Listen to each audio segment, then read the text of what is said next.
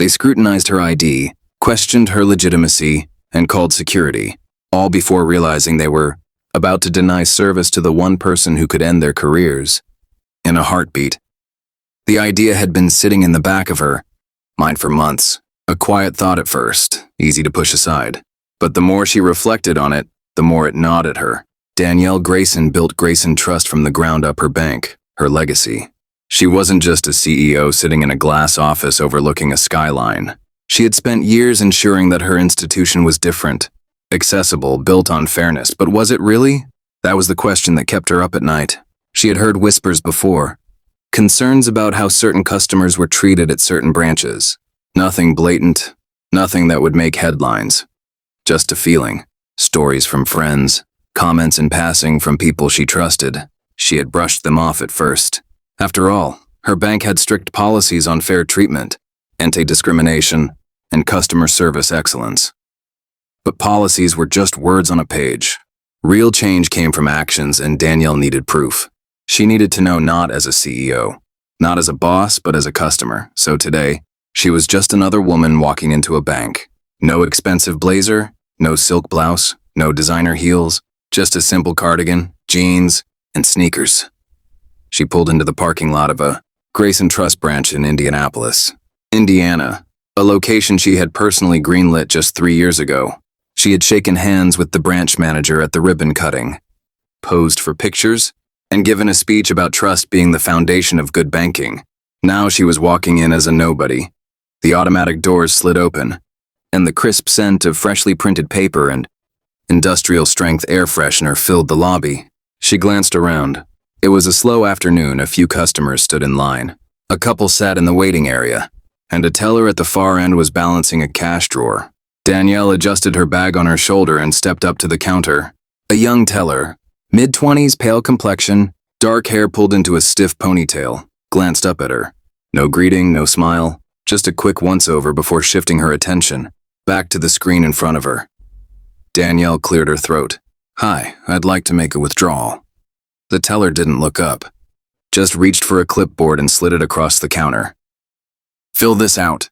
The form was standard name, account number, withdrawal amount. Nothing unusual. Danielle pulled a pen from her bag and filled in the details. $5,000, not a huge sum, but enough to require an ID verification. She slid the clipboard back. That was when the shift happened. The teller's eyes flicked over the form, then to Danielle's ID. Her brows pulled together, lips pressing into a thin line. Something about the moment felt different. A slight tension in the air, a hesitation that hadn't been there seconds ago. Danielle waited, gave her the benefit of the doubt. The teller glanced up again, this time actually looking at Danielle's face. Then she hesitated a beat too long, a moment of doubt. And in that split second, Danielle knew it wasn't about the withdrawal. It wasn't about a banking policy. It wasn't about security. It was about who they thought she was.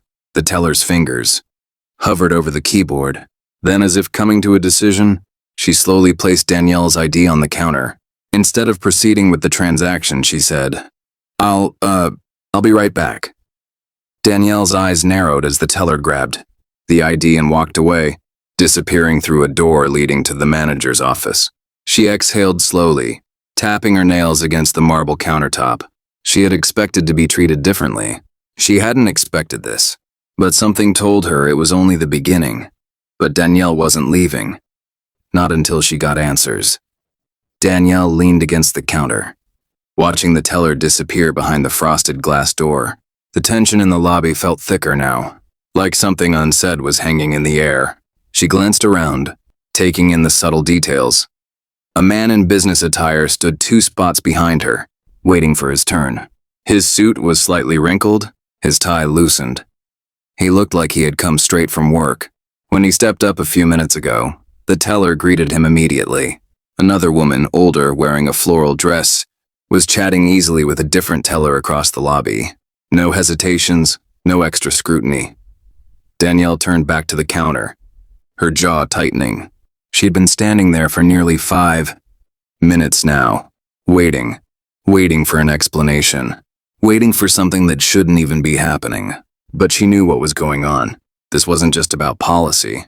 If it were, the teller would have explained what was wrong. She wouldn't have walked off without a word. This was different. The door finally swung open and the teller reappeared, this time with someone else, a branch manager. Middle-aged, stocky build, bald with rimless glasses. His name tag read Todd Larson. His expression was polite but too controlled. He wasn't approaching with the ease of someone who just wanted to help. He was assessing. Danielle knew that look. She had seen it before, just never directed at her. Todd stopped at the counter, giving her a tight-lipped smile. "Afternoon, ma'am. I understand you're trying to make a withdrawal." Danielle nodded once. "That's right. 5,000, my account, my ID." Todd glanced at the teller, then back at Danielle. "Mind if I take a quick look at your identification?" "Mind." She exhaled slowly, keeping her voice steady. "I already gave it to her." Todd didn't even acknowledge the comment. He simply picked up the ID, holding it up to the light, studying it. Then he looked back at her. "Ms. Grayson, is this your first time banking with us?" Danielle's stomach dropped. The question was so carefully phrased, but the meaning was clear. "Do you belong here?" Her tone sharpened. "I've banked here since this branch opened." Todd gave a slow, exaggerated nod like he was processing the information.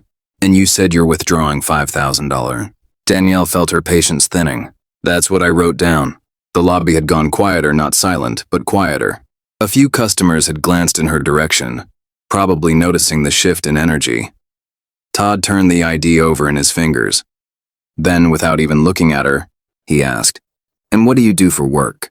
"Miss Grayson?" Danielle let out a short laugh, more out of disbelief than amusement. There it was, the moment where professionalism slipped just enough for the truth to show. She tilted her head slightly, studying him now. "I'm in finance," she said carefully. Todd's smile was forced. "Oh, what kind?"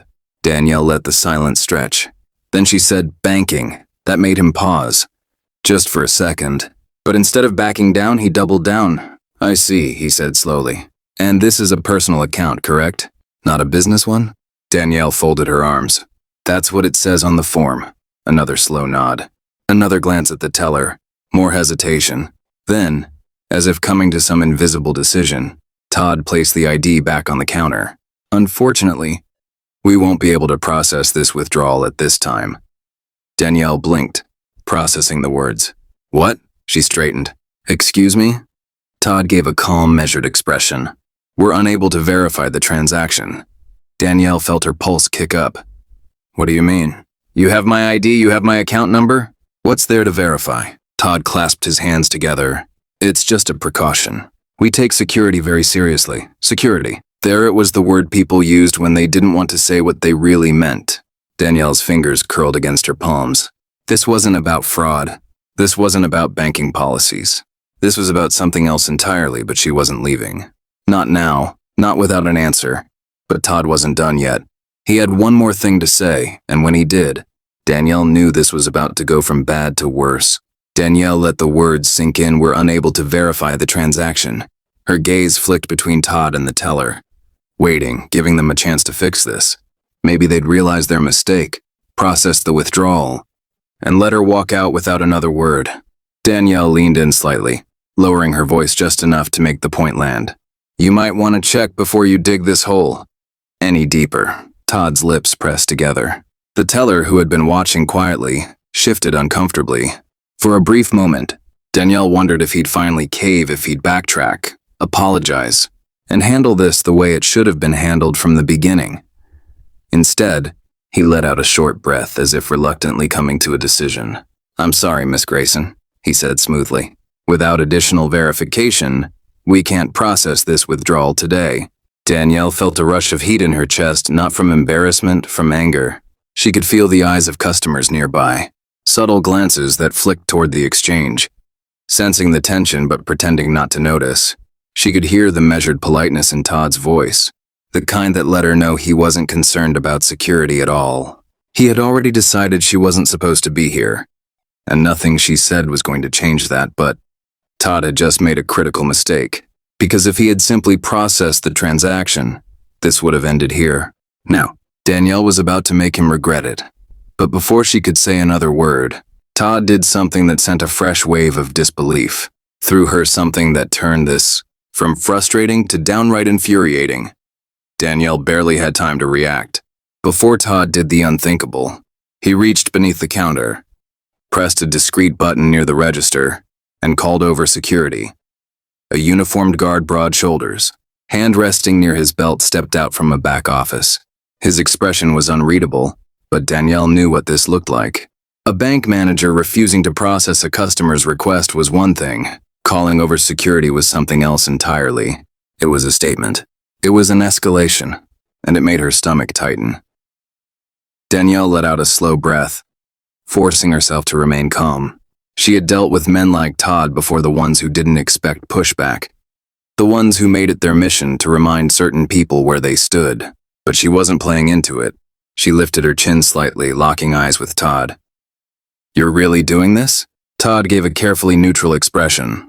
"We just want to ensure a smooth experience for all our customers." A smooth experience? As if she was the one making a scene. The security guard stepped closer, his voice measured. "Is there a problem here?" Danielle turned to him, keeping her posture relaxed.